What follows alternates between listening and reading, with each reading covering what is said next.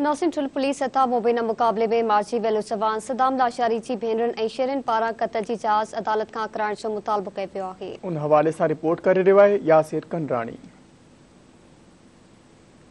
ठुल पुलिस पारां मुक़ाबलो ॼाणाए मारियल सोशल वर्कर सदाम लाशारी जे वारसनि पुलिस मुक़ाबले खे जुड़तू करार ॾेई मुलविस पुलिस अहलकारनि ख़िलाफ़ कार्रवाई जी घुर कई आहे ऐं क़त्ल वारे वाक़े जी अदालती जांच जो मुतालबो कयो आहे। मक़तूल नौजवान जे पोइरनि सां ताज़ियत जो सिलसिलो पिणु हलंदड़ आहे। सियासी ऐं समाजी अॻुवाणनि तॾे ते पहुची हर मुमकिन मदद जी ख़ातिरी कराई। बिल्कुलु बेकसूर बेनाहक कुझु बि न, मुंहिंजो घर मां खाई पी होटल ते वञी वेठो आहे। उते SHO आयो आहे, अब्दुल मालिक खोसो आयो आहे, अची उतां मुंहिंजो भाउ खणी विया आहिनि। खणी वञी 3-4 ॾींहं लाकअप में विहारियो अथनि। केस दाख़िल बि कयो अथनि। असांजे मुलाक़ात ते ॿार बि वञनि पिया, ॾिसी अचनि पिया। शाम जो 4 बजे बि इहे मौजूदु आहे थाणे में। तव्हां भले इंक्वायरी करायो, तव्हां CCTV कैमरा आहिनि थाणे में मौजूदु, तव्हां उन्हनि जे ज़रिए तव्हां कैमरा ट्रेस करायो त सदाम थाणे में मौजूदु हुयो या न हुयो। बिल्कुलु हुयो। राति जो 11 बजे कढी SHO ग़ुलाम नबी बिजाराणी कढी मुंहिंजे पुट खे, मुंहिंजे बचे खे, मुंहिंजे भाउ खे, मुंहिंजे जिगर खे गोलियूं वयूं। गोलियूं ने हिकिड़ो मुंहिंजो वाहिद कबील घर जो सहारो मुंहिंजे नंढड़नि बचनि जो मासूम वाहिद सहारो। SP साहब खे छा मिलियो? SP समीर नूर चन्ना, इहो ग़ुलाम नबी बिजाराणी, तव्हांखे छा मिलियो? अब मुंहिंजे पुट जो खून था मुंहिंजे बचे जो वायो, हू त बेकसूर हुयो। जिन्हनि मुंहिंजे भाउ खे गोलियूं हयूं जेके खणी विया आहिनि मेन माण्हू इहे ई आहिनि, जिन्हनि मुंहिंजे भाउ जो नाहक रत वहायो आहे। हेतिरी उमिरि में उन्हनि खे शहीद कयो अथनि।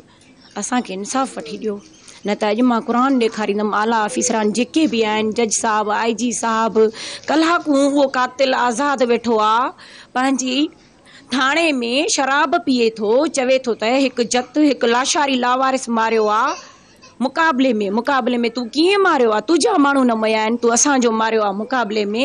मुक़ाबले में तोखे बि धक लॻे आहे, तुंहिंजा जेके सिपाही आहिनि उन्हनि खे बि धक लॻे आहे। जीअं कोई ग़लति कमु थिए पियो उन्हनि जे लाइ लिखे पियो त उनखे रोकियो वियो, उनखे हक़ सच लिखण जी सज़ा ॾिनी वई। ऐं सदाम को ॾोहारी कोन हुयो। IG सिंध जेको हिन जो नोटिस वरितो आहे तमामु सुठी ॻाल्हि आहे ऐं उमेदु कयूं था IG साहब जेको बयानु ॾिनो आहे उन ते अमल बि ज़रूरु थींदो। ऐं कुझु अहिड़े क़िस्म जा जेके शहर में पसगिरदाई में जुआ जा या पंहिंजो फाशी जा जेके अॾा उन्हनि जी निशानदेही करे पियो। ऐं कुझु अॻ में हिन ई महीने जी 6 तारीख़ ते हिकिड़ी पोस्ट बि रखी आहे जेका बि रिकॉर्ड ते आहे त मूंखे धमकियूं मिली रहियूं आहिनि ऐं पुलिस मूंखे गिरफ़्तार करे मूंखे क़त्ल कंदी ऐं मूंखे इहो ख़दशो आहे। अहिड़े क़िस्म जी धमकियूं मिलियूं आहिनि। हाणे एग्ज़ैक्ट उहा ई शइ थी आहे। माउ पीउ जो हिकिड़ो पुटु हुयो, उनखे खणी वञी करे वरी पैसा घुरणु ऐं अहिड़ी क़िस्म जी हरकतूं करणु। उनजे मथां गवाह बीठा आहिनि, SHO जेको आहे ऐं प्लस जेको उन सां गॾु जेके बि हुआ पुलिस जा। त असां ज़रूरु इन शइ खे हाईलाइट कंदासीं, खणंदासीं। जेको SHO मां सम्झां थो 2-3 अॻ में बि अहिड़े क़िस्म जूं वारदातूं कयूं न, उनखे कोई बि जवाबु न आहे मिलियो। इन जे करे हीउ जेको नाहक खून थियो आहे, इंशाअल्लाह उन खे कानून जे कटोरे में आणे करे उनखे सज़ा ॾियारी वेंदी। हिकिड़ा धाड़ियल गन पॉइंट ते बंदूक ते माण्हू अगवा करे पैसा था ठनि, ॿिया वरी कानून जे नाले ते कानून जी आड़ में माण्हू खणी यरगमाल बनाए उन्हनि खां पैसा वठंदा आहिनि। जेकॾहिं पैसा नथा मिलनि त उनखे शहीद कयो थो वञे। असीं मुतालबो था करियूं त जुडिशल जेको आहे सो इंक्वायरी थियणु खपे। सिंध के आम आदमी की ज़िंदगी, सिंध के हारी की, सिंध के मज़दूर की, सिंध के नौजवान की ज़िंदगी बहुत मुश्किल में है। सिंध के बच्चे जो हैं वो गैर महफूज हैं।